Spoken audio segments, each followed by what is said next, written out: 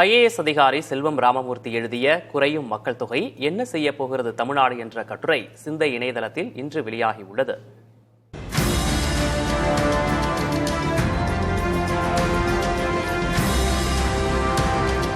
குறைந்து வரும் மக்கள் தொகை தமிழ்நாட்டின் அரசியல் அதிகாரத்துக்கும் பொருளாதார வளர்ச்சிக்கும் ஆபத்தானது என எச்சரிக்கிறது ஐஏஎஸ் அதிகாரி செல்வம் ராமமூர்த்தி எழுதிய இந்த கட்டுரை.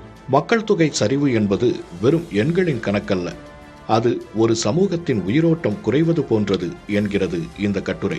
2036க்குள் தமிழ்நாட்டின் மக்கள் தொகையில் 19% பேர் முதியவர்களாக இருப்பார்கள் என்ற ஆய்வு முடிவை சுட்டிக்காட்டும் கட்டுரை, முதியோருக்கான சுகாதார செலவுகள் அதிகரிக்கும் போது பொருளாதார சவால்கள் தீவிரமடையும் என்கிறது.